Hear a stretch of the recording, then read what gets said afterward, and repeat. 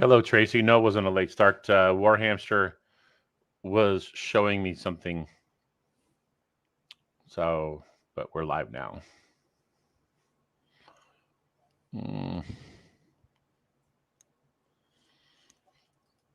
Man, that was I uploaded the video for Wing Jet to the Google Drive as well. Excellent.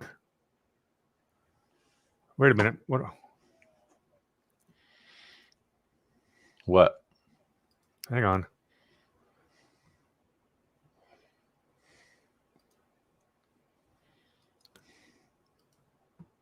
I've got the wrong YouTube channel. I'm not seeing the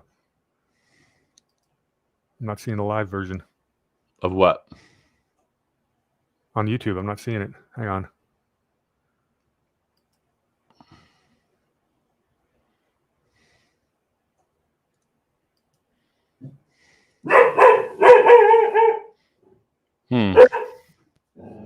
Okay, that's weird. I'll put the pup away in a little bit. That is, what the hell? I'm in here.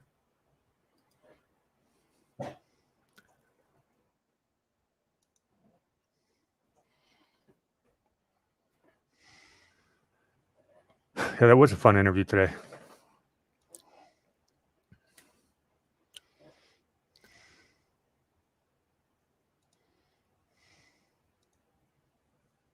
What you got going there, Ron? You're quiet. I'm trying to find the video. Which one?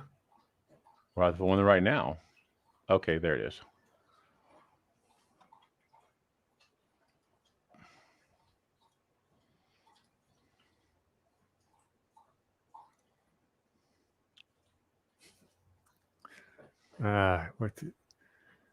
Tiffany, we were joking around yesterday. I was calling Ron the Grinch that stole Easter. We had a pretty good. we had a pretty good laugh last night on that. Mm-hmm. First time I called, I was just cracking up. I was cracking myself up. It was interesting, isn't it, Tiffany? It's I understand that people think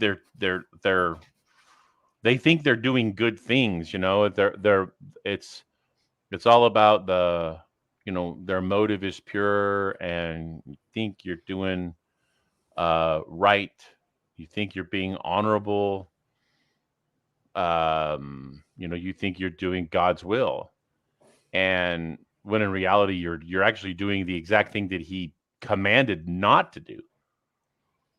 So it's we need to be mindful of those things, I believe. Have you read the comments in that video yet? Did you get any negative reactions? Because I haven't heard any yet. I got, somebody said I could have chose a better name for it. Oh, that wouldn't. But I thought it was, it was shock value. I get that. It was shock value. It's all right. There's a time and a place for it. The shock value or not, it fit. Mm-hmm. What you're actually, it fit your topic.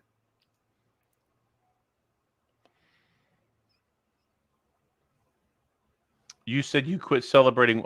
What is RSRT? I don't know what that means.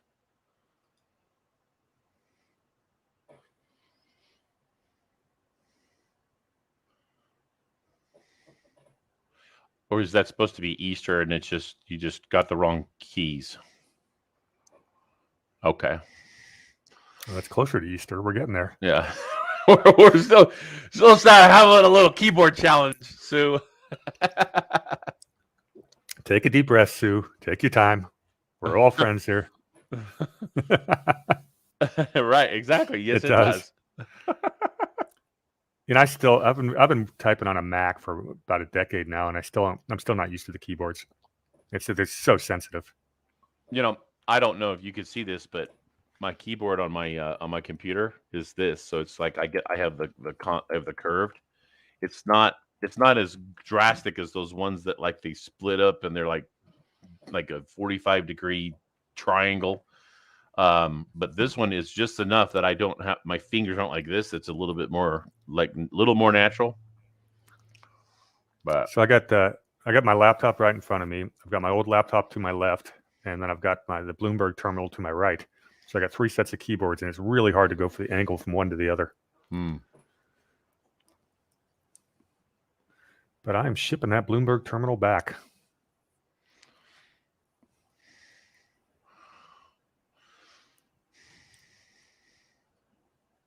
Tiffany, I don't either, actually. Truth be told, I don't go to church. It's like I feel like churches are so fake, and I don't mean to say this. I don't mean to disparage, people of faith. I don't, but I kind of feel like churches, at least in the mega churches, what you get is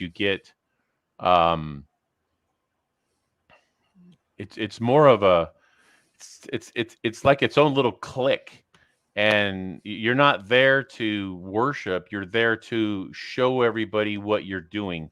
It's more of it's almost like you're trying to persuade everybody else that you're Christian, as opposed to doing it because you want to study and you want to be better. So, and it's a social gathering. I don't know. I'm kind of jaded about church, but I'm a firm believer in having a relationship with God. I agree with that one on both. Now, earlier today in San Diego, there was a live stream I caught a bit of. There was about, 8 to 10 pastors all went to County Board of Supervisors and protesting that, what is that, the AB 2223? That's, I think that's one of the baby killing ones. They all are. But anyways, it was had some pretty good speakers. It's kind of nice to see all the pastors from different denominations all coming together for one cause, though. It was a really big crowd. Apparently, it was one of the bigger events we've had. I'm gonna expose myself here. This is we're talking about church, but I am what you call a preterist, and a lot of people don't know what that is. And a preterist is somebody, and don't attack me for this, because this is what I believe, and it's taken me a long time. It took me a long time to get to this point. But a preterist is somebody who believes that all of the prophecy in the Bible has already been fulfilled, including the second coming. The second coming was actually a localized event around the destruction of Israel and Jerusalem, for the purpose of because Israel rejected God. If you look at the apocalyptic language in the New Testament, it's the exact same apocalyptic language in the Old Testament, and it is it's like with the stars falling from the sky and the earth melting, and it just sounds like the globe is going to blow up. I mean, that's kind of what it sounds like. And my contention is, and I've done some study on this. My contention is that most Christians actually are they buy into the futuristic rapture theology and whatnot. And what that does is it's like, oh, we just have to let all this evil flourish so God can come back and fix it for us. The second coming of Christ is going to come back and the earth is going to be destroyed and we don't have to do anything. And the vast majority of that teaching is really came out of the Scofield Bible and in the mid to late 1800s. And that's when almost that stuff originated. And the Scofield Bible can trace its lineage back to Khazarians. And what does the Khazarians want us to do? They want us to let them have their way. So anyway, it's just that's kind of a if you guys really want to and if you really want to do some interesting, go look at my Untold History channel And I did a video with a pastor, Dave Curtis, who's out of Virginia Beach, and he has an online church, and he has a very, very interesting stuff. But I did a video with him. Said we are not living in the end times, and it just if you look at the scripture, my humble belief is that people they are Christians really more believe in tradition, things that have been taught to them over and over and over by people that they trust not to lie to them, so they don't have any reason to believe that they're being lied to, and they accept that as concrete evidence of what is going to happen. They don't read the scripture and marry it up. The thing that I really love about Dave Curtis is he actually teaches from the original texts. He teaches from the original Greek and the original Hebrew, and then he also studies, a lot of the periodic literature and the historical literature. And so he has a very well-rounded view of the Bible. So anyway, it's Melissa Red Pills the World. She's okay, but again, she pushes the futuristic second coming, and I don't mean any disrespect to anybody who believes that, but I don't believe that that's scriptural. I believe that that's more tradition as opposed to scriptural. So, but I don't criticize people who think that, because it took me a long time to get to that philosophy. We've got a Nebraskaite in here who is. That's the Nebraska the Nebraska Navy. Okay. Oh, that's right. So I was asking if she's going to go. I was asking if she's going to go to the Trump rally, which just got announced. She said she hasn't been to one. You absolutely, if you have a chance to go to a Trump rally, do it. You for the next month, you're going to be 10 pounds lighter. It's like you're walking on air. You're surrounded by thousands of like-minded people, and just everyone's in a great mood. It's contagious. We drove 9 hours from San Diego to Carson City to watch a Trump rally, October 2020, and then 9 hours back through the burning Northern California forests. And it was a tough trip, but it was worth every bit of it. So if you get the chance to go, do it. Tracy, I'm going to paste this in the. I'm going to paste the Berean Bible Church that's Dave Curtis's church. He's got about almost 25 years worth of sermons on that page. So I love Dave. He's actually a Q guy. He preached about Q from the pulpit. He stood up against Northam and all the mandates and everything that they pushed on the people in Virginia, and he's a truth-seeking preacher, which I love, and he's not afraid to talk about politics from the pulpit. He loves Trump. He talks about David X-22, and he does this all from the pulpit. So I mean, not that those are that means that he's end all be all. I'm just saying I really enjoy his teachings, and I love his. He another thing that he does is he has an online church, and whenever he gets done with a sermon, he says, "Look, if you disagree with something that I've said, then give me an alternative, because I only care about the truth." And he lets people ask questions right then and there. You can text him. He puts his number out there. I love how he does. I love how he teaches. And he does some really, really interesting deep dives on stuff. It's fascinating. It's you probably things of surrounding Christianity that you would never even have thought of.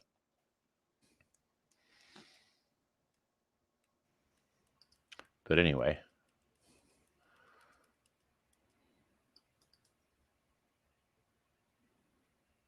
Yes, Darren, she is she's good from a standpoint of she's positive, but again, I'm going to respectfully disagree, because I don't think that the events that we are in now are correspondent to Revelation. and the end times. I don't believe we're in the end times. The end times in the Bible, it talks about there's two ages. There was the Mosaic age, and then the Messianic age, or the age to come. And the age to come is what we are living in now. And the or the Christian age. There's not three ages, there's two ages. So when the destruction of the temple in Jerusalem was the end of the Messianic age, and then it ushered in the Christian age, or the church age of the church. If you look at how Jews practice today, they cannot trace their lineage back to the temple because the temple was destroyed. Everything is gone. And again, I firmly believe, actually, so if you look at Matthew, Mark, and Luke, they all have what's referred to as an Olivet discourse. And I believe that the book of Revelation is actually an expanded Olivet discourse of John.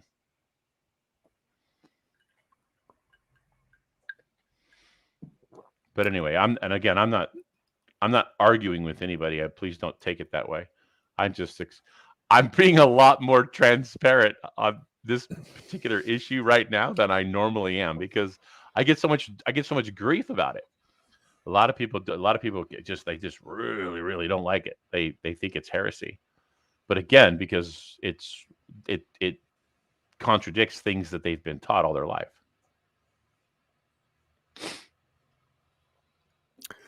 What else we got going on? Anything exciting news today? And I'm off that soapbox now. As I cut you off. Sorry, it's okay. Yeah, Mr. Bible Classes, we're gonna have to start a new channel for you. Any news today? Anything go on? I don't know, man. I got up to, yesterday I started back at the gym, right? Oh no, you didn't tell me that.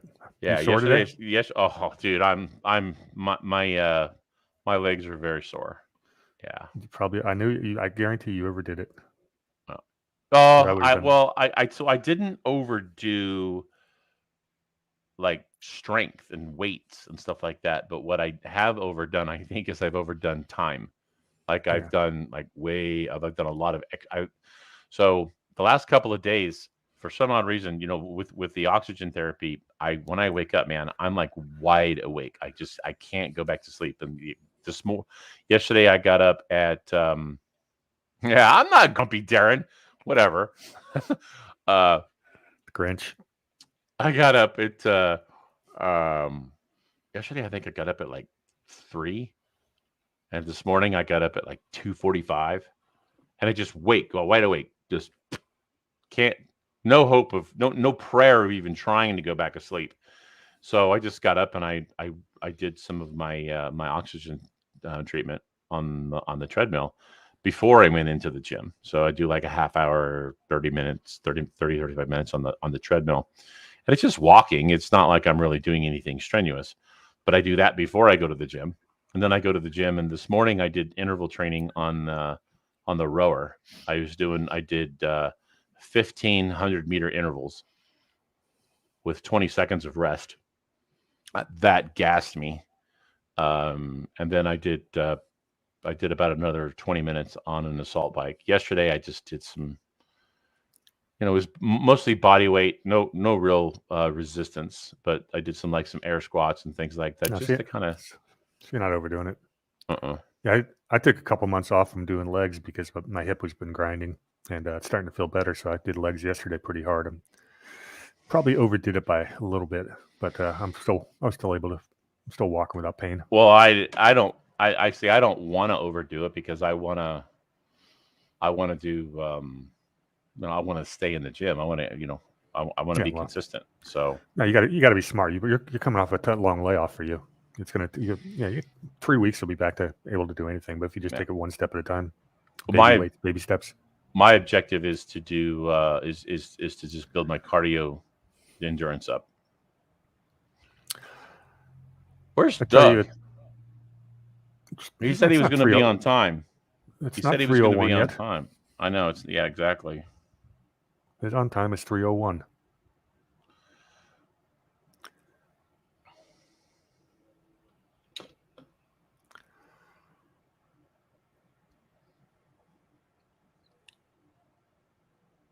And I literally just got out of the pool.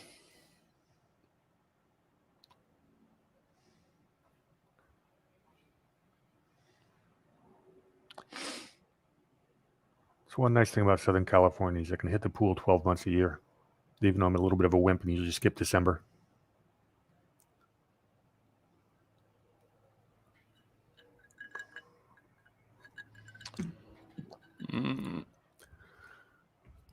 So, Ron, I'm actually spending some time this weekend looking for a new place. And really? I'll be, moving. Yeah, I'm going to be moving up to 15. You're going to stay. Oh, you're going to be closer to Escondido. Yeah, probably in that area. I'll see exactly where. There's a couple of moving parts I got to figure out, but there's a lot of options out there, and it's cheaper, 20% cheaper, and I'll get more bang for my buck. It's also warmer. I'm too cold here at the coast. It's freezing here. Does your does your female genitalia hurt?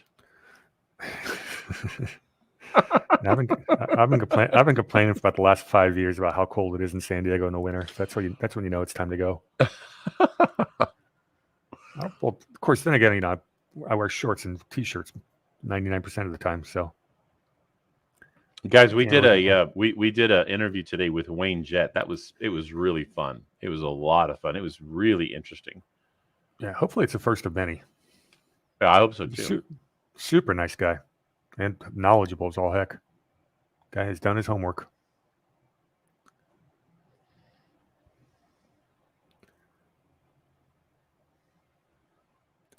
Well, Doug's officially late now. It's a 3:01 hour. I just texted him. He said we'll be on time to our class, and I give him a thumbs up, and then that was at 1:50. Okay, let's see if he's got a Dr. Pepper in hand or not. If he's so rushed he doesn't get Dr. Pepper, it means he hit traffic or something. Well, no, because he had to. I guess he had to do something with his dog. I guess one of his animals he had taken to the vet or whatever. No, Gloria, it's not posted yet. Ron has to do some editing. What do you think? You'll have it up tonight? Well, okay. So did he not say last week that his Reagan address wasn't working? I've been using the new one. I don't have the new one. Let me give it to you real quick. What did he say? He didn't find it? He said he doesn't have an invitation. All right, let me just forward the one. Let me just forward it then. Yeah, just forward it to him, and then I'll get his new address. I already deleted it. Hang on.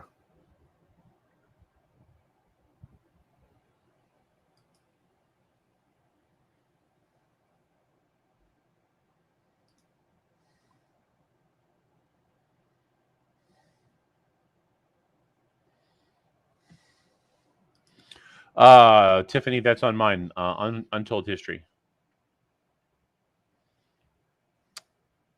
Yes, I did post it, Gloria. It is, but I don't think it's going to go live until 4:00. Ah, dang it.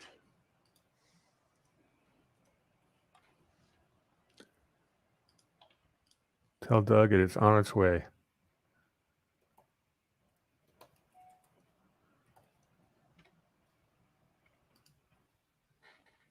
All right, that is sent.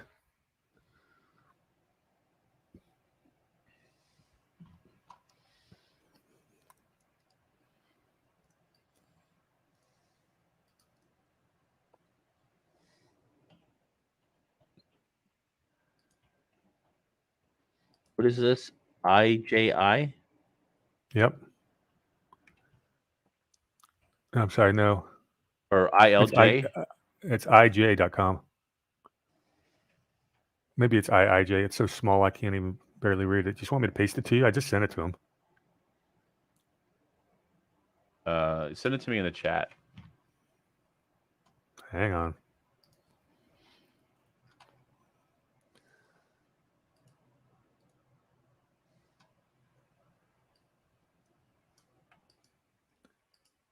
Tell him to check for the one from me. I just sent it to him. There he is. Yeah, I was on time, but I couldn't find a link. Well, I sent it to your Yahoo address. I didn't show up there either. It might be in your it might be in your Spam? spam. No, I didn't see it there either. Yeah, I was looking all over the place. But that's okay. Well, why didn't you text me or call me? Because I was still looking. Yeah, about 10 till I started putting up my green screen. I'm like, yeah, I got plenty of time. Where's the link? Where's the link? Hi, everybody. Hello, Doug. Always, hey, such is life. I'm not gonna. I've got a doggy that's not feeling good, so I was gonna take him to the vet, but the vet has I called 3 different vets, and they all have like a 6 to 8 hour wait. I told you. So I'm like, I've got some tramadol from the last time the other one was sick. They're about the same weight. So I gave him like a half of that pill, and he's been relaxing ever since. So when in doubt, drug your dog up, I guess. But anyway, now I think he has an abscess going on because his complaint is around the jaw area. But anyway, hi everybody. Good to see you.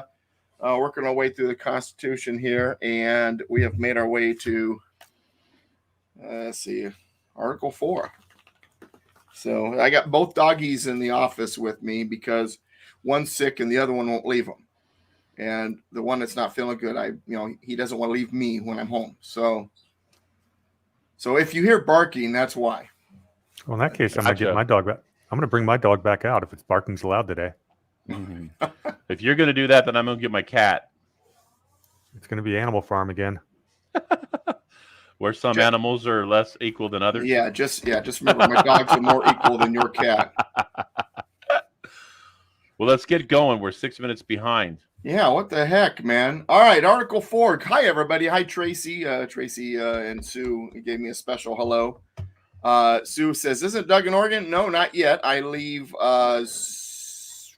Saturday night, like 8:30 our time, to go to Oregon. And then I'll be back Friday night, the 29th. And so I'm going to take, I have a brand new green screen that I bought that's bigger than all my others. I have like a 5x8, and that one that Ron gave me that kind of pulls up, and it's not really wide enough, but it's high enough. This thing's like wider than my room. My room's a 9x9. This office here, this thing's like 10 feet. So I'm going to take that up there to Oregon with me. So I just fold it right now. I don't have it on a roller or anything, but it's good to see you guys. My doggy was crying this morning. A little white doggy, a little foo-foo doggy. Usually when someone knocks at the door, the brown one's barking, and the one that's not feeling good, he's usually hiding under my desk. He's that kind of doggy. And he wasn't feeling good this morning, and he would not have anything to do with anybody but me, and I had to get out the door. It was just something. So I calmed him down and, laid him down. Then I went and came back, and he was excited to see me, still whimpering a little bit. So I gave him, the last time the doggies weren't feeling good, the other doggy was sick, they gave me some doggy tramadol.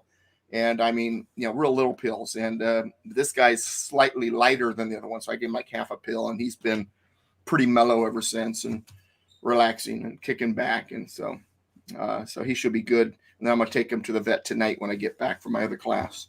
So, and just do an all-nighter if I have to. I'll take my computer with me. But anyway, that all said, enough about doggies. Let's get to the real pound here and read through the United States Constitution. Now, this class here online, we've been going through article by article. We're still in the original first 7 articles. The first 7 articles were written during the summer of 1787 or ratified in 1788. Then in 1789, the first 10 amendments, which is the Bill of Rights, were out there to the states. So it was actually 12 of them. 10 of them got ratified, and in 1791 became the Bill of Rights. The Bill of Rights is a part of the Constitution. The Constitution is the first 7 articles and all of the amendments. So it drives me nuts when people say, well, does your Constitution include the Bill of Rights? Yeah, because it is the part of the Constitution. That all said, Most people think that the Constitution is the preamble and the Bill of Rights, and that's it. They don't realize there's other parts to it. And we're reading the other parts. And Article 4 is about the states. So we have 7 articles. Article 1, legislative branch. Article 2, executive branch. Article 3, judicial branch, which we wrapped up last week. Article 4 is regarding the states. Article 5 is regarding amendments. And then Article 6 is the federal government. And then Article 7 is ratification. So out of those 6 articles, notice the order there. In order of importance, legislature, executive, judicial, states, amendment process, then federal supremacy. All that other stuff comes first. And then when we get into federal supremacy in a couple of weeks, it's not exactly what you might think. But anyway, so Article 4 reads as such. Full faith and credit shall be given in each state to the public acts, records, and judicial proceedings of every other state. And the Congress may, by general laws, prescribe the manner in which such acts, records, and proceedings shall be proved and the effects thereof. All right, so what this is basically doing, what it's basically saying is this. We have a new union. Prior to the union, the states were individual, unique, different from each other states, sovereign states, their own little countries, and they took care of all their own business. In 1774, they decided to come together to boycott all British products. In 1776, they decided to write a Declaration of Independence, declaring their independence as a whole, as a union. And then in 1777, the first government under the Articles of Confederation. And then now the Constitution. They're a union, they're a country, but we're going to solidify it a little more. We're going to make a more perfect union, remember from the preamble. In other words, a more complete union, as opposed to what was under the Articles of Confederation. Let's get it right this time, sort of saying.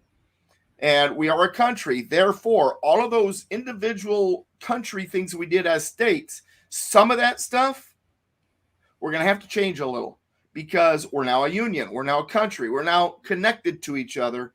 And so there's going to be full faith and credit, meaning, for example, your driver's license might be a California driver's license or an Illinois driver's license or a Florida driver's license, and you decide you're going to travel. And so you're traveling from Florida with your Florida driver's license. You hit the Georgia state line. You don't have to pull over and go to the Georgia DMV to get a new license so that you can drive through Georgia. Full faith and credit. The Georgia recognizes the Florida license as being good enough for you to drive through their state with or in their state with. Now, if you're to move to Georgia, they're going to want you to surrender that old license and get one from their state. But as long as you're a resident of another state, that license is good in any other state. You can drive without having to go to the DMV. Now, the idea is because we're a union now, all of these acts and records and all that are supposed to be recognized. So if you have a degree from a college from one state, that degree should be accepted in any of the states. If you have licensing from one state, it's supposed to be recognized in another state. However, if you move to that state, they're going to want you to change the licensing over to their state with their own requirements. But if you're a visitor, your licensing still works. It's like when I was in construction and the company I worked for had a license for a contractor's license for the type of work they did in California. We did work in Nevada. We did work in Arizona every once in a while. We didn't have to stop and go get an Arizona contractor's license. The contractor's license from California was accepted. Now, if our company was to move to Arizona, now our physical location would be different. Then we would have to surrender the old license and get the new license. There are some type of professions where they expect you to have licenses in multiple states. That shouldn't be the case, but they do that. But all licenses are supposed to be recognized. Marriage license even. My wife and I got married in Riverside, California. And next week we're going to be in Oregon. We don't have to stop at the Oregon state line to get married. My marriage in California is recognized or is supposed to be recognized in all the states. Now, every state's going to have different rules about marriage. And if I move to Oregon and we're married and they recognize our marriage, their rules regarding divorce might be different. So One state, it might be a no-fault state. Another state might not be. It depends on where your residence is. While your marriage is recognized, how they deal with that marriage or divorce or whatever is going to depend on the rules of each state. They may be different. And it's going to be based on what state you're a resident in. Now, here's the question. Now that I've said all that, why is it that my concealed carry is not recognized in every single state? Of course, I shouldn't even have to get a concealed carry. The Constitution doesn't say you have a right to keep and bear arms as long as you get a license. That's beside the point. But since they've got them, or at least some states have got them, why isn't California saying, okay, we recognize such and such states? Go ahead and carry. Because California is full of Marxists, and they don't want you to have guns and be able to defend yourself. Mm-hmm. Well, it's unconstitutional then. Now, of course, even requiring a gun permit really it goes against our natural rights. Our natural rights is we have a right to keep and bear arms. Mm-hmm. Why should I have to go get a permit in order to do it? Now, Doug, you sound I have like a privilege to drive. I have a privilege to drive on the freeways, so I need a license. But I have a right to keep and bear arms. But Doug, you've made the argument that California has the right to. Sure, it's still a right though. You still have that right. They have authority to make laws, but it's still my right. It doesn't stop being my right because it isn't written down on paper, right? You're right. California. I know what you're going at. Let's address that real quick, even though we're not on the first, or we're not on the Second Amendment. Second Amendment applies to the federal government. Shall not be infringed means shall not be infringed. But when it comes to our rights, states do have certain allowances to make laws regarding our rights because it's a local issue. Now that said, I still have the right to keep and bear arms. That's a right. It's not because it's in the Bill of Rights. It's not because it's in the Constitution. It's because I have that right. It's a natural right. It's a natural right given to me by God. Right. So while California may be able to make some laws, at what point have they gone too far? And they're in the wrong, and it's really unconstitutional. Or how about ungodly? It's against my natural rights for them to do that. So, okay, I'm okay with the fact that my granddaughter can't go buy a gun. I'm even okay with the fact that in some states they want to do a background check. I'll go with that. I'm not saying I prefer that, but if a state wants to do it, that's their business from a constitutional standpoint. Personally, I don't like it, but if one state wants to do it, so be it. I don't want the federal government doing it for sure. But at what point have they gone too far?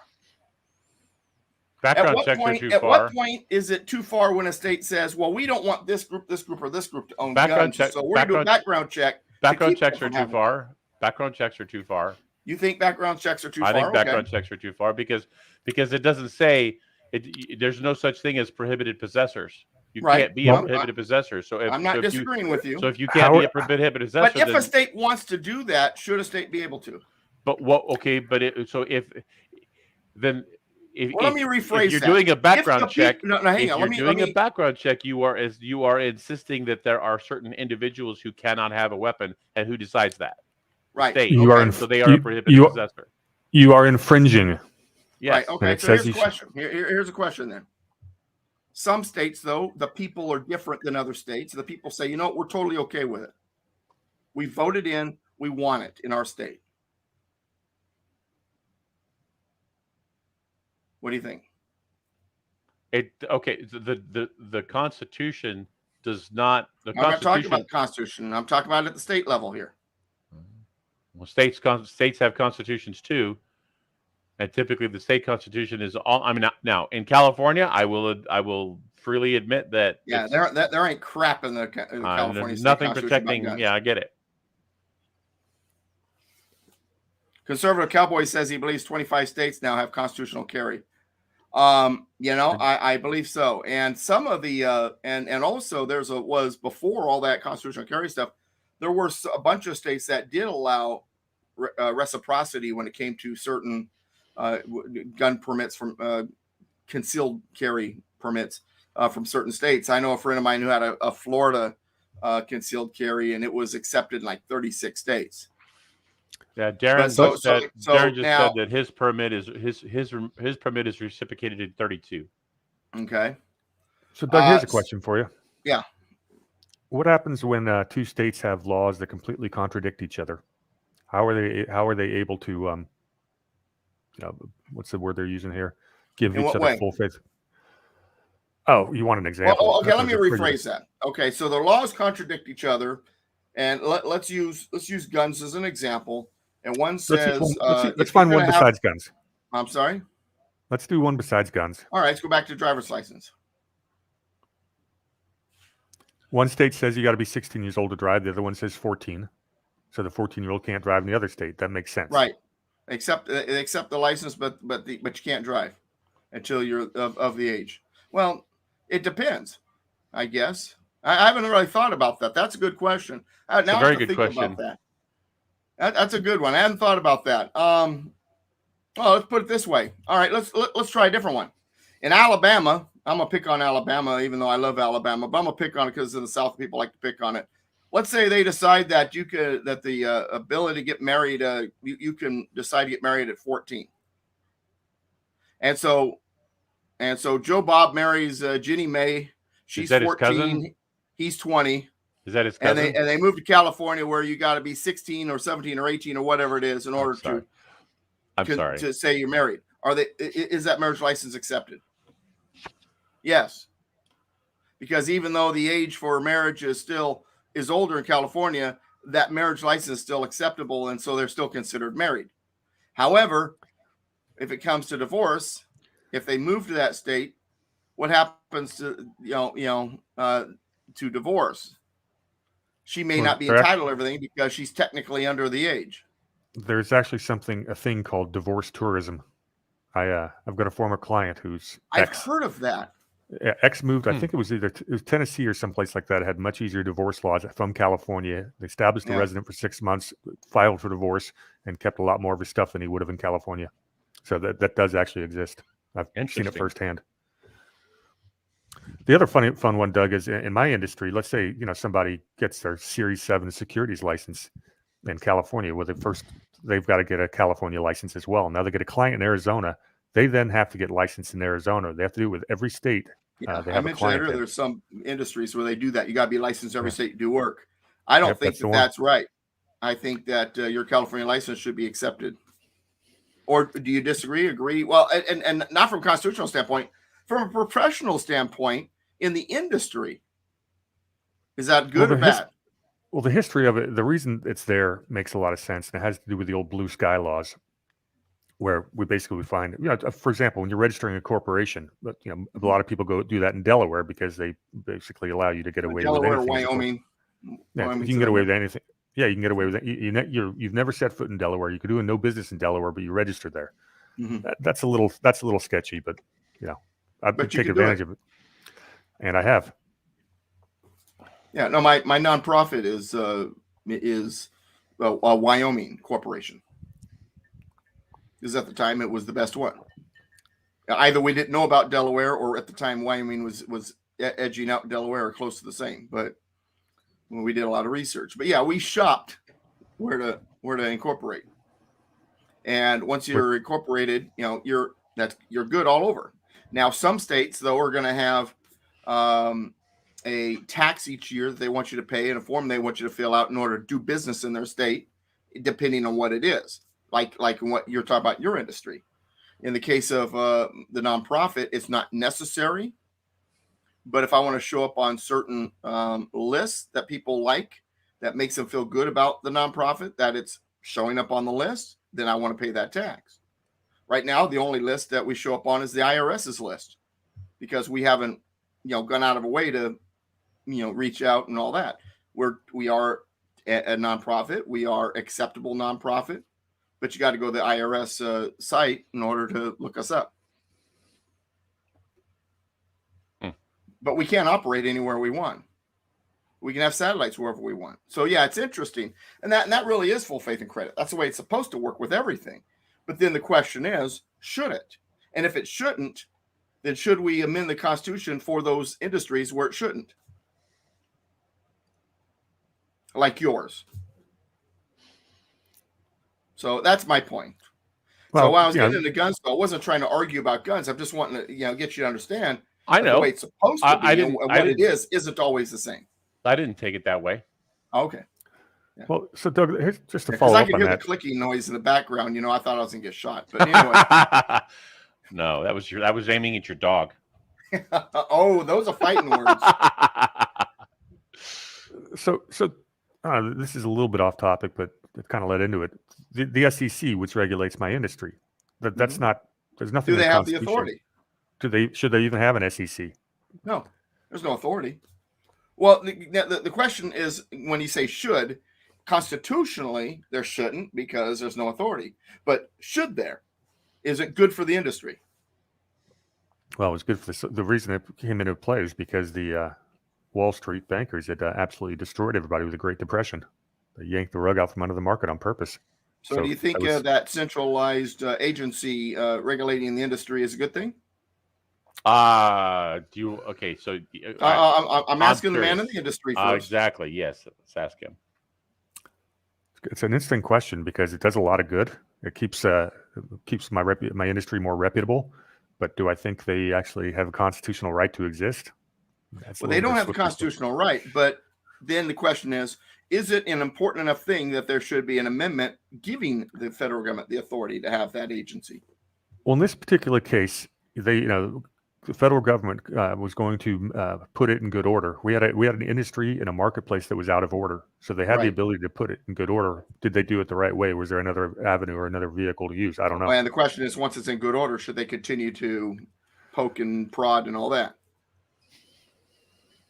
Well, then good order would have to have state laws that were pretty much uniform, and they could have state regulation of it. But it's interesting because it is a. So it seems like, and we're not off topic as much as you guys think. Chat room, bear with us here. This is all about full faith and credit, and because this idea is we're a country now. And remember, the founding fathers, they messed it up the first time with the Articles of Confederation. They're like, oh, we got to fix this. So they wrote this Constitution, and nothing's perfect because times change. They may have not have thought of everything. That's why there's an amendment process. Okay, so here we were talking about the SEC, which is the what does it stand for? The Securities and Exchange Commission. Okay, Securities and Exchange Commission. So, and this is basically federal regulatory agency over securities and that industry. So the question is, should that fall under full faith and credit, or should there be an amendment? Because here's the problem. The federal government, but seeing the importance of them having a say in uniformity and so forth, just took it upon themselves to create this agency, assuming the power. That was wrong. That's unconstitutional. That's against the law. That does not mean they should not maybe have it from a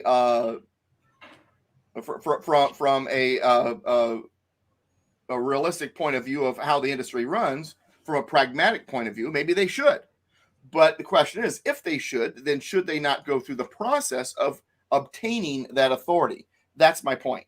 And so now the discussion is, does it fall under it's unconstitutional because there's no authority. Should it be constitutional? If so, then there needs to be an amendment. And the question is, should it be constitutional? And there's kind of a discussion here on that, because so if it should be constitutional, I would think it should be the way the original intent of the Commerce Clause would be, which is, as long as things are going okay, none of your business. But the moment there's a problem and it needs to be put in good order, there's a dispute or something of that nature that needs to be mediated, then the federal government has the authority to then step in, mediate, so that all parties involved come to a mutual agreement. And then once that's reached, then they step out of the way again and let it do its thing. Does that seem reasonable, Warhamster? I could live with that.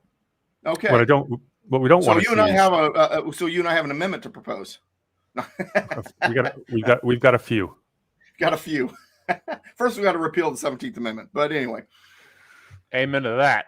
Yeah. But the point is, because we're talking about full faith and credit, that's why this is an important conversation. And I'm hoping the overall here, now everybody's going, okay, now I kind of get it. Hopefully. Okay, Warhamster, go ahead and wrap up what you're going to say. I'm interested. Already did. I'm done. Okay. Ron, did you have anything to add to that?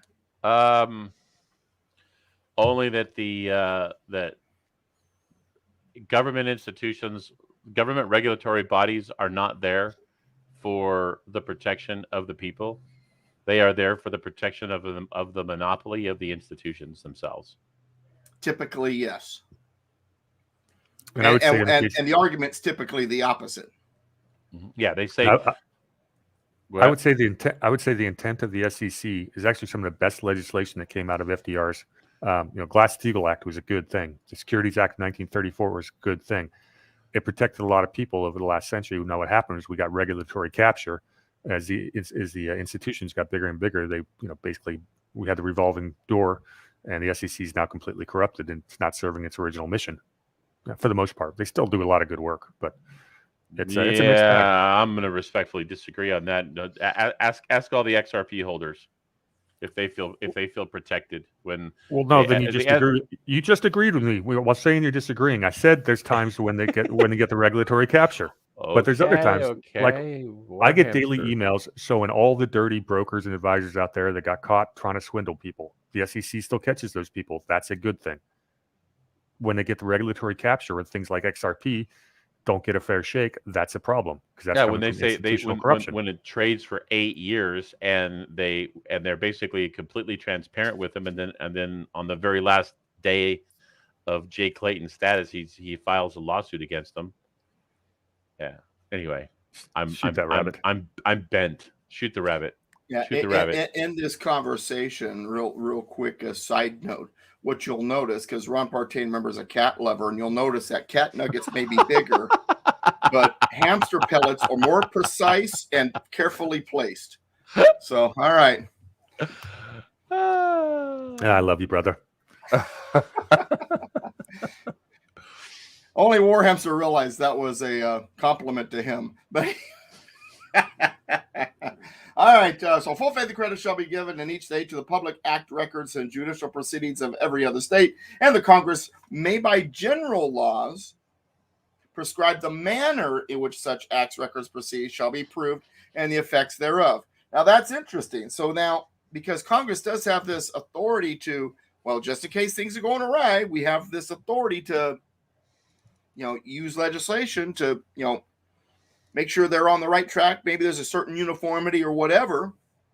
So then that brings up this question. Is the Real ID constitutional?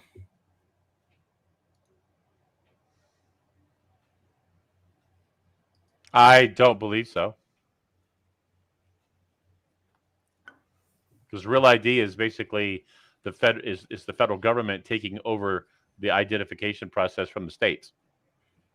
Okay, but here it says when it comes to records and acts and things like that, the Congress may, by general law, prescribe the manner in which those things are proved. So they could say, okay, well, we're not taking it over. Here's how we want them all to be uniform with this one thing. And in the past, they've done that. They all need to have your name, your age, your date of birth, and so on and so forth. So why is the real, and I don't have a Real ID, by the way, to give you my attitude towards it. So at what point does Real ID, if it's unconstitutional, where did it cross the line? Because it's not about an identification. If it was about identification, to make sure the manner of the identification was properly in the proper manner and uniform, that's one thing. But what it's doing is it's using identification to do something totally different. And that something totally different is facial registry, for one. So yep. Yes. Every time you go, aren't you happy now that you're a part of a facial registry? Yeah, the fact that the Chinese companies are helping cities put in surveillance cameras all over their cities at the same time we're getting these Real ID facial registries shouldn't concern you at all, right? I don't remember when it was, but it's. I think it was in it was within the last 15 to 20 years. When you go to the DMV to get your picture taken, it used to be they would just take a picture with a camera. Now, right. I mean, it's still a camera, but the apparatus that they do it's like a digital camera, and it's a big, like bulky and sophisticated camera. Because what it's doing is it's taking, it's doing facial recognition. It's incorporating facial recognition in your photograph. I'm half expecting on the upper corner of the device there's a little Facebook logo, and then the bottom right corner says "Made in China." But right. But I do have a license. Oregon was one of the states that actually held out the longest on Real ID. While Real ID now is available in all states, if you look it up, it's not a requirement. You are not required to have a Real ID. But if you want to get on a plane or if you want to do certain things, you have to have a federal ID. You better either have a Real ID or a passport or a federal ID or passport. I'm of the belief that this big tech has every single one of us already in their database down to the last pimple on your nose. There's not a whole lot you can do about it. I got fingerprinted and DNA'd when I was in the Navy, and that was even a long time ago, and they've got all those records. So, yep. I'm not under any, so when it comes to Real ID, I'm not under any, foolish thoughts that I'm not in their system. I am. I don't get the Real ID kind of on principle. California began compiling a DNA database, I want to say in 1982. If you were born in California after 1982, your DNA is in the system, period. Well, there goes my kids. Oh. Yeah, my kids were born in 85 and 90. So there you go. Colt Browning says Real ID is only for national flights. Yeah, that's what they're saying right now. Right. Mm-hmm. Here's why I'm kind of glad we brought this up, because one of the things that I'm dealing with right now, that I'm battling locally, and in fact, at my next Constitution Association monthly meeting, the city council member that's kind of broke this story to the public is going to be our guest speaker. Her name is Jessica Alexander, and in Temecula, their first wave of cameras that they installed in the city was 483. They're now up to a couple thousand. The company is Convergent. If you look up Convergent, which is this is see, I'm trying to remember now see if I've got it here. I've got it somewhere. But anyway, Convergent, Convergint, is tied to another company, and it's a something ISD or IDC or ICD or something like that, securities. But if you look up Convergent, you'll find the securities. And if you go to that securities sites page, you have the choice in language, English or Chinese. And so the evidence shows that the company that had the cheapest price for surveillance cameras throughout Temecula is connected to China. So I started doing a little investigating, and yesterday at a breakfast meeting that I was attending, a lawyer, gentleman who's a frequent visitor of this meeting, says, hey, I did the research on Convergent and I think it's ID something securities. And he says, they're not connected to China. I'm sorry? Well, that's because that's what they said. I did the research.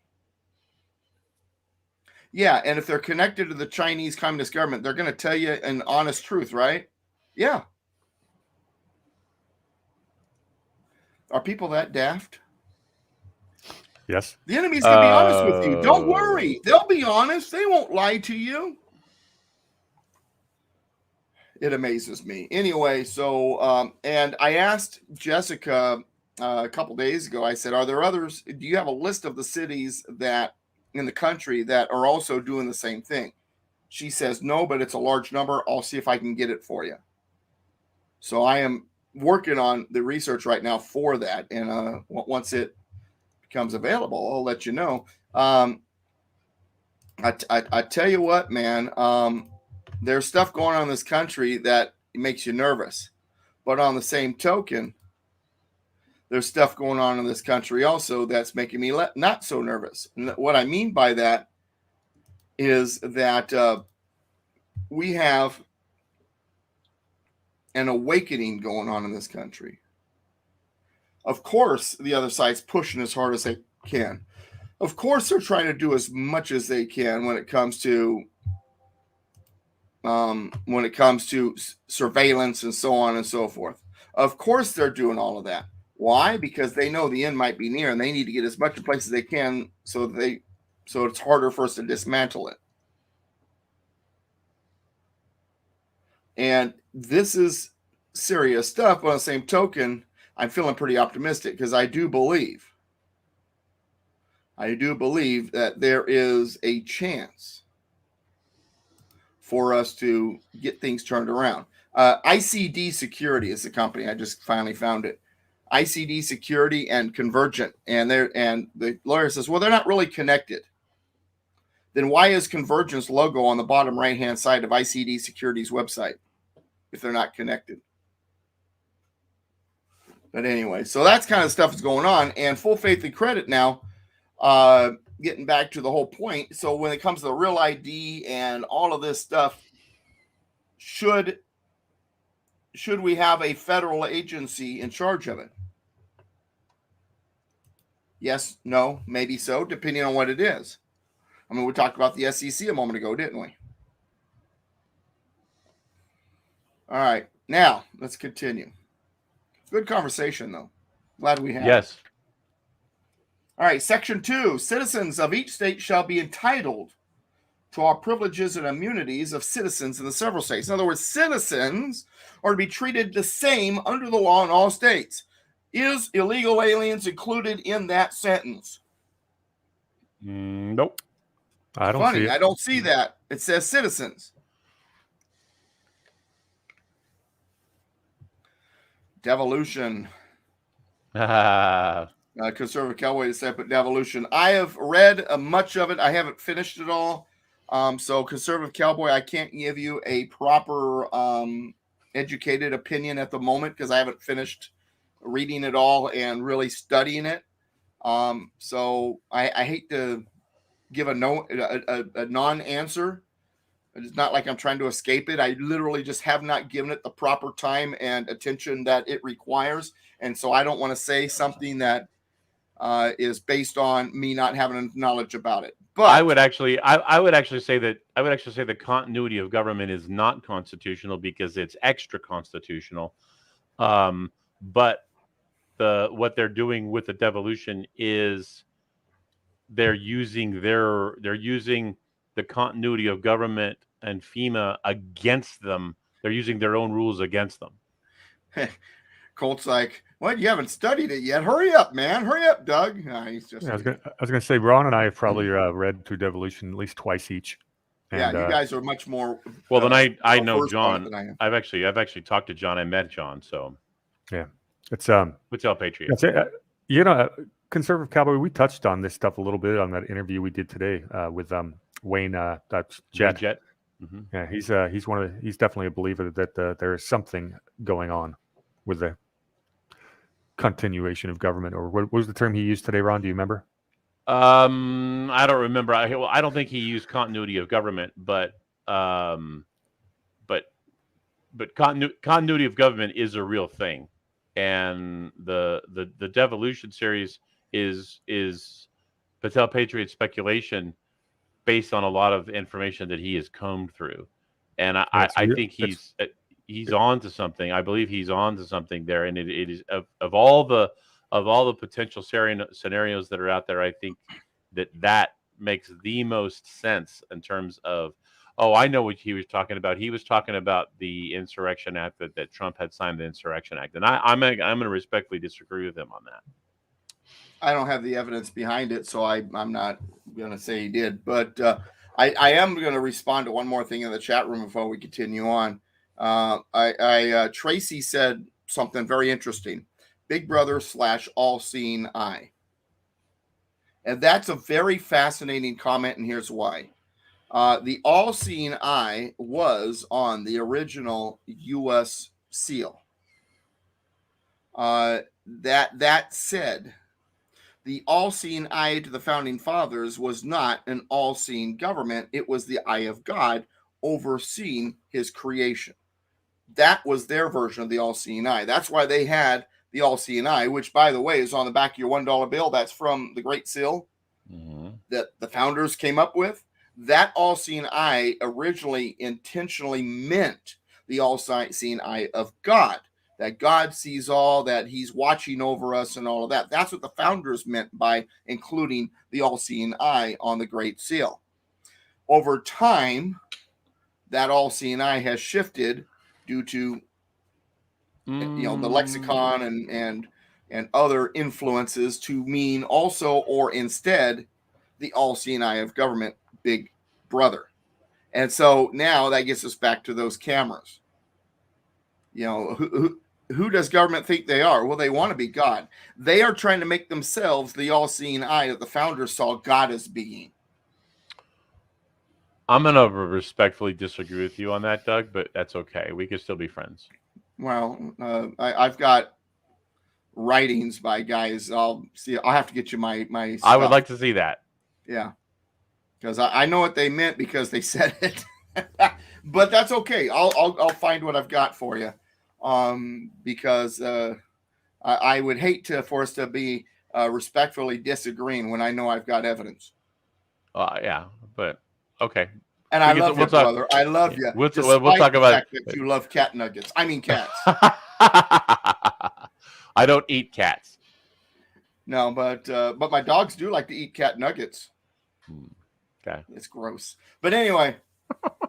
Yeah, you ever notice that for dogs, like a cat box is like a no, don't go there, like Doug. Don't go there. Yeah, don't go there. Don't worry, buddy. I won't do that to you. Yeah, we don't have cats anymore, so the dogs we have now have no clue. Conservative Cowboy said Doug is right. Colt Browning is on top of that too. But most were Masons. But Masonry was also seen differently back then. I want to have a conversation about Masonry, but today's not the day. Okay. But we're going to have a Freemasonry conversation soon. We need that. We should have an off-topic conversation. We should just have an off-topic. Well, when we get to the end of the Constitution, let's do that. Yeah, because here's why. My first book was 25 Myths of the United States Constitution. My second book is the Basic Constitution, which is going through the Constitution line by line. And everybody said, great stuff, Doug, but I really want to talk about this concept. You really didn't go into it enough. So my third book is Concepts of the United States Constitution. So here's my recommendation. After we're done with going through the Constitution here, let's have a Concepts of the Constitution series of shows before we start over on the Constitution. So let's do one on Freemasonry. Let's do that. I think that's on birthright. I think that's a fantastic idea. I'm just looking at my chops. Studying. All right, I'm just looking at my chops in anticipation. Stuck up here somewhere. A lot of it's stuffed up here, and I just can't remember the dates or the names. I know the basics. It's like the Bible. I know it's in the Bible, but I don't always remember the verses. But anyway, what book, Colt? What book, Colt? Text me or share what book.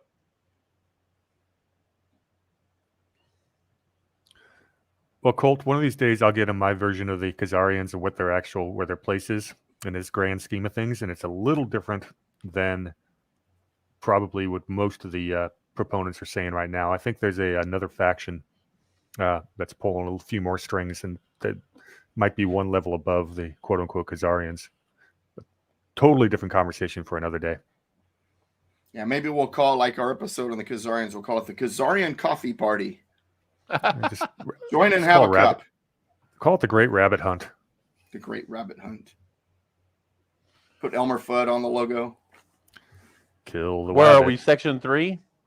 Kill the wabbit. Kill the wabbit. All right. Article 4, Section 2 still. We are on the second paragraph of Section 2. Thank you, Ron, for trying to get us back on track.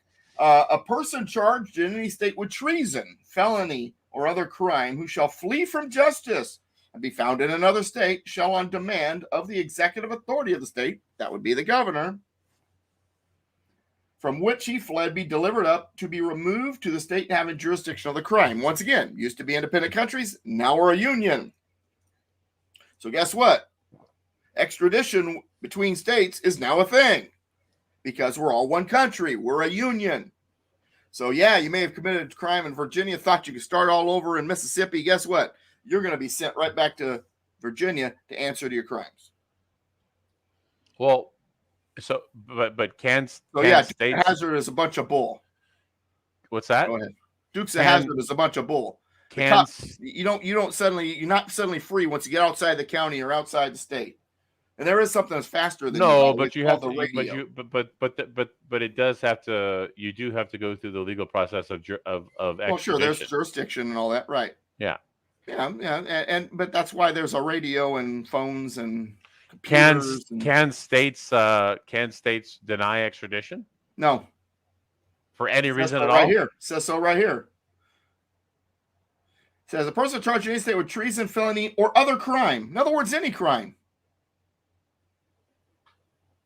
Who shall flee from justice and be found in another state shall, on demand of the executive authority, of course, has to be called down by the governor's office, but shall, on demand of the executive authority of the state from which he fled, be delivered up to be removed to the state having jurisdiction of the crime. So no, a state can't say no. Constitution says so. Since that's usually done by the U.S. Marshal Service, or quite often, is that a constitutional outfit? It's a constitutional outfit, but it's not their authority to do it. I would think it would be the state police, meeting the state police at the state line or something like that. I remember one time I was in, San Diego County, and my truck was stolen. And I noticed the people trying to steal my truck. So I ran up my truck to stop them, and they hit me with my truck and they drove off. So I actually was involved as a victim of a hit and run by my own vehicle. And we had to get home. And so the sheriff, rather than us catching a bus to get home, the sheriff gave us a ride all the way to the Riverside County line, at which time they were in touch with another sheriff's deputy from Riverside County. They dropped us off at the county line, and then we got in the Riverside County sheriff. So even when dropping us at home, they couldn't cross the line to take us home because of jurisdiction. I thought that was interesting way back when. I mean, we're talking 89, I think it was, 90 when that happened. But so jurisdiction is a big deal, but they hand off the baton just as easily as anybody. So while there is a jurisdiction at the edge of these jurisdictional limits, the handoff is actually fairly easy. When it comes to extradition, there's no choice. State don't have a choice. They have to give the person up. If the governor's office says this person committed a crime in the state, they're in your state, send them to us. The state that has them is required constitutionally to deliver him up to the state requesting. Whether or not it should be the marshal actually doing the transporting, I'm not. What if the governor refuses? Then he should be removed from office for violating the Constitution. That's Conservative Cowboys question. I got one for you. What if you get a Ron Partain type person who's committed crimes in multiple states, and more than one state is requesting extradition? Well, it depends. Is it regarding XRP or no? I'm kidding. That's a good question. I don't know the legal answer. I would think that it would be an order of commission. So the oldest crime, the state where the oldest crime was committed would probably get first whack. That would be my thinking. I don't know for sure. Yeah, well, because I think its possession is 9/10 of the law. So if I committed a crime in one state, even though it was after another crime and they had me, then they're going to prosecute me. And you can have them when we're done slapping them around. Right. And then when that's done, then the two states. That seems reasonable too. Once again, I don't know for sure, but I know they do. I know they do some first state crime committed, so he's kind of agreeing with me. And I'm just going off of what I think. I really don't know on that. So I'm just not that I'm using television as a guide on that, but I mean I've seen enough Law and Order episodes, and Law and Order actually is very, very close to Law and Order. That doesn't come from me. Actually, I have friends in the justice system, and they say that of all the TV shows out there, Law and Order, even though it was the closest representation of how things would go down. Not necessarily. And then after his friends are done talking, then Ron says, "Chung chung." Whatever. No, I didn't say that.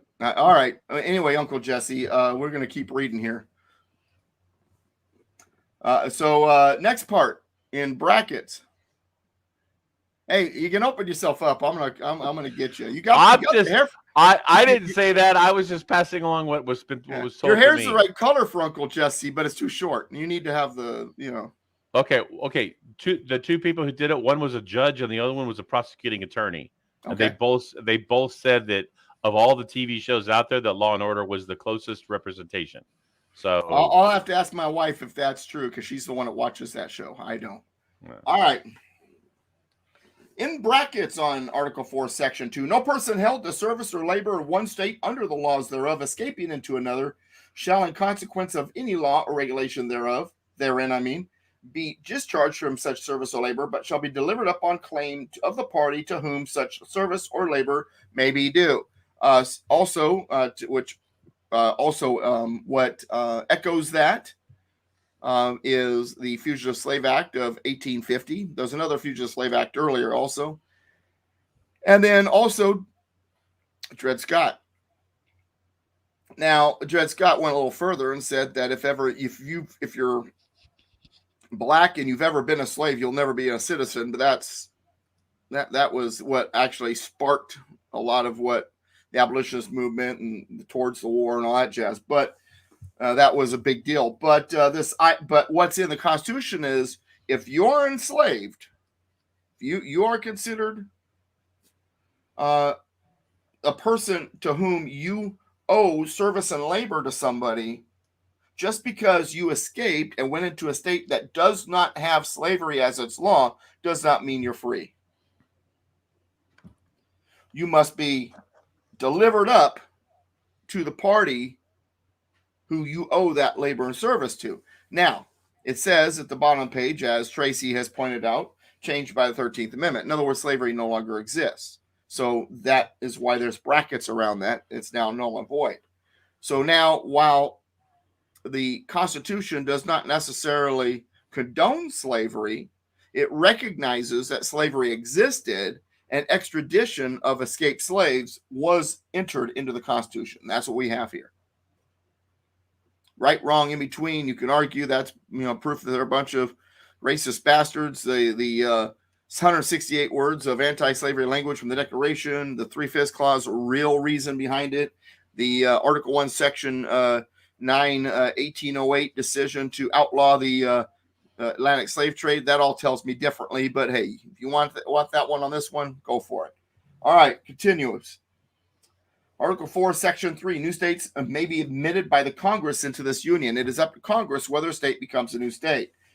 But no state shall be formed or erected within the jurisdiction of any other state, nor any state formed by the junction of two or more states or parts of states, without the consent of the legislatures of the states concerned, as well as of the Congress.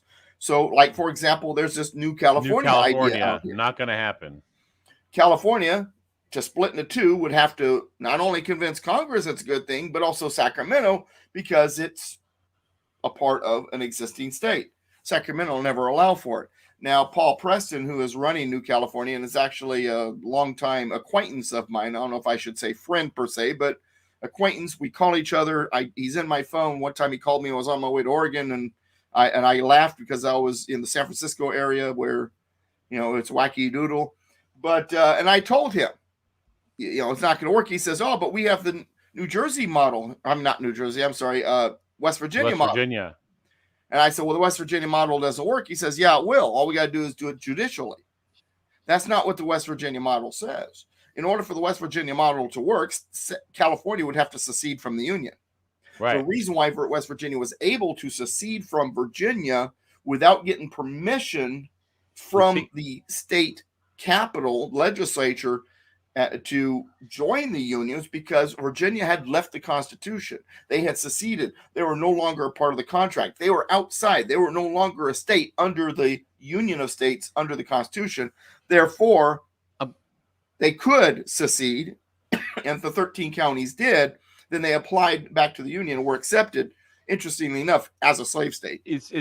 So I mean, I still don't understand why they're persisting with that. Are they persisting with it because they think that California is acting in rebellion to the United States? Is that their argument? Even though they actually haven't seceded, California is acting in rebellion. Their argument, and they think they can do it judicially. And my response is, unless California actually secedes, it's not going to happen. Okay. I'm glad you said that, because that was my initial, that was my thought, that was the avenue they were trying to go down. Yeah, but unless California actually secedes, it's no good. It's not going to happen. Article right. And I would love to see that, though. Wouldn't it be crazy if California seceded and then New California seceded, and then even if California seceded, then what do you do with the Navy base in San Diego and all the other military bases?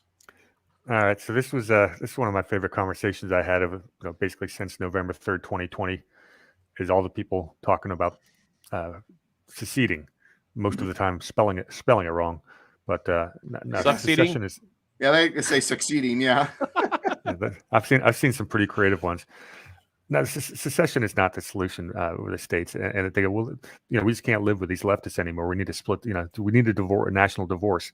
Okay, great. Who gets the nukes? Who gets the debt? Where's the military go? Do you think you're going to have an amicable conversation about that with Nancy Pelosi? I hate to say this, Hamster, but you sound like Alexander Hamilton. But he was right.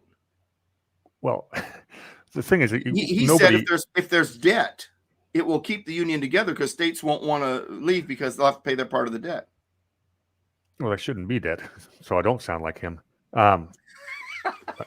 He just don't ever. He's offended. He's offended that you included his name with Alexander Hamilton. Well, even a broken clock can be right twice a day. I mean, Hamilton, not you, War Hamster. Well, the funny, do you really want to live in a country, sit on the border with Nancy Pelosi's got nukes, right across your border? It's not going to happen. The secession is not a reality. Well, if California was to secede, all of the constitutionally minded individuals, in other words, our allies, would leave. California then would outlaw guns, continue to starve their farms of water, and they'll wind up hungry and unarmed, and then we just come back and take it over. Mm-hmm. I had a good friend of mine who said, what we ought to do is we ought to let the left have a few states that they want and let them run them into the ground, and then we'll come back and buy it back in 10 years when they're all starving. I thought that was a fantastic idea. Yeah, let them go. Let them do their thing. Well, if they do that, if Sacramento were to secede, New California is a real thing, and I'm going to be pushing for San Diego and Imperial Valley to join Arizona. No, I think Riverside County would be right in there on that fight as well. You guys are invited. We like you. Anyway, we're at 4:02. All right. Are we going to try to finish? Someone in the chat room. Are we going to try to finish this today? She emailed me, checking if she got the email address correct. Douglas V Gibbs, my name. You can see it there on the screen. No spaces, no dots, at ILJ.com. ILJ standing for I Love Jesus.